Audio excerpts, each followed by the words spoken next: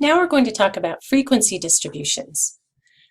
When we're working with large data sets, it's often helpful to organize and summarize data by constructing a table called a frequency distribution.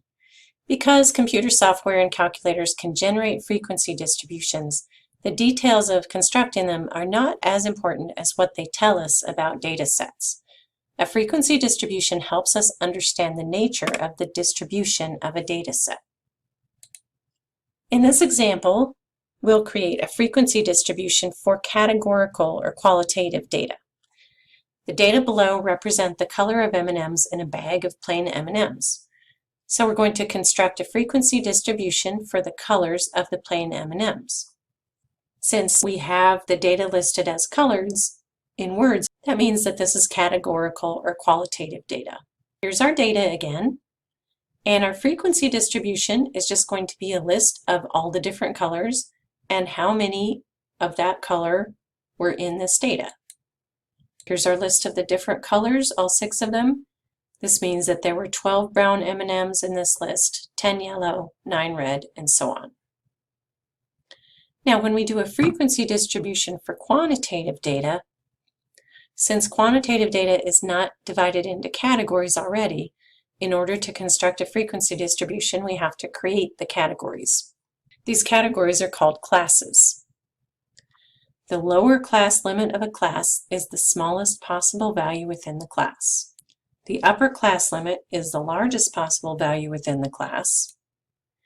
And the distance between consecutive lower class limits or between consecutive upper class limits is called the class width. So here's another set of data. This is quantitative data because it's pulse rates in beats per minute of females. To create a frequency distribution here, we have to create our own classes because these values aren't already divided up into categories. One way we could do this is to divide this into classes that go by tens. So we'd have one class from 60 to 69, another from 70 to 79, and so on.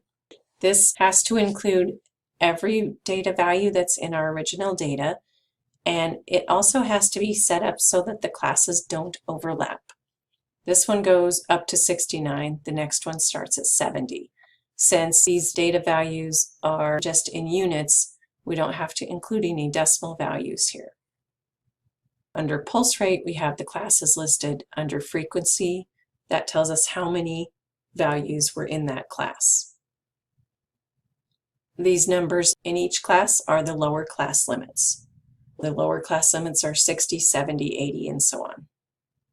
The numbers on the upper class limits. And to find the class width, we want to look at the difference between 2 consecutive lower class limits, for example, 60 and 70, or between 2 upper class limits, so for example, between 69 and 79. We do not want to look at the difference between a lower class limit and an upper class limit.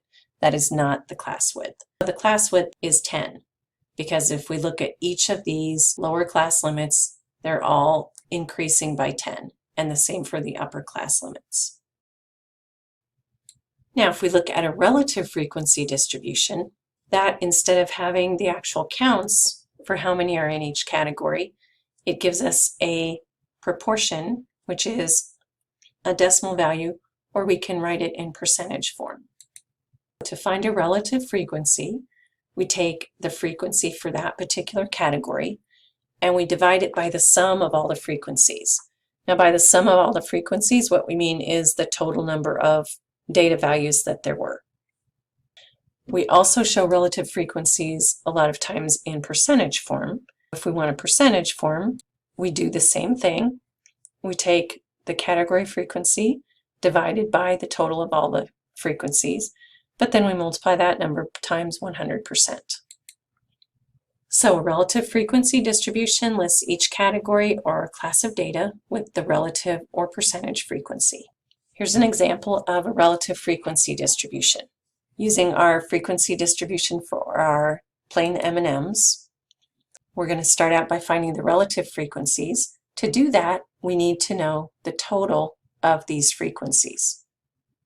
If we add this column up, we get 45. So that's the total. To get our relative frequencies, we're going to divide in each category the frequency by 45. So here, if we divide 12 by 45, we get this value for a relative frequency. In this class, our relative frequency is 10 divided by 45, and there are the rest of our relative frequencies. For a relative frequency distribution, the relative frequencies should add up to 1. There may be a little bit of rounding error, so it may be something very close to 1, for example, 0.99 or 1.01, but it shouldn't be very far off from 1. Now, if we want percentage frequencies, we would just take each of these relative frequencies and multiply it by 100. And how much we round this depends on what we're going to do with the values. In this case, I rounded these to the nearest tenth of a percent. Notice that these, if we add them up, add up to 100%. They should add up to 100% or something very close to it. Now, one other thing that's very useful to do with relative frequencies is to compare two data sets. A lot of times if we have two different data sets, then the totals of the frequencies in the two data sets can be very different. And in that case, comparing the actual frequencies sometimes isn't very helpful. It doesn't give us the information that we're actually looking for. So here we have a data set that's talking about marital status for U.S. residents 18 years of age or older in two different years, 1990 and 2006. Now in that time, we obviously had a large increase in the population. The 2006 numbers, notice, are all larger than the ones in 1990.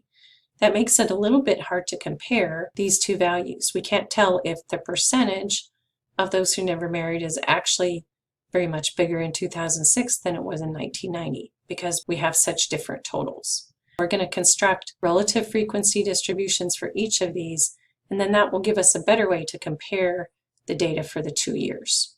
Here's our data. The first thing we need is the totals for both of these frequency columns. For this one, the total is 181.9. For this one, it's 219.7. To get our relative frequency here in percentage form, we'll take our frequency for this category, divide it by our total, and multiply that by 100%. That gives us 22.2% for the never married category. And here are the rest of our relative frequencies for the year 1990. We can do the same thing for 2006. This time our total is 219.7. So we're going to take each of these values and divide it by 219.7 and multiply that answer times 100%. There are all of our relative frequencies for the year 2006.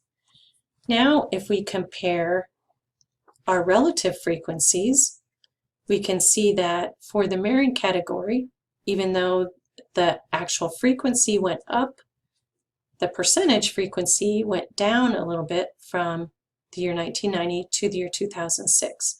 Not as big a percentage of U.S. residents were married in 2006 as were in 1990. We can see that the widowed percentage also went down a little bit, the divorced percentage went up, and the never married percentage went up. This gives us a much better picture of how the two data sets compare than we could get by looking at the actual frequencies.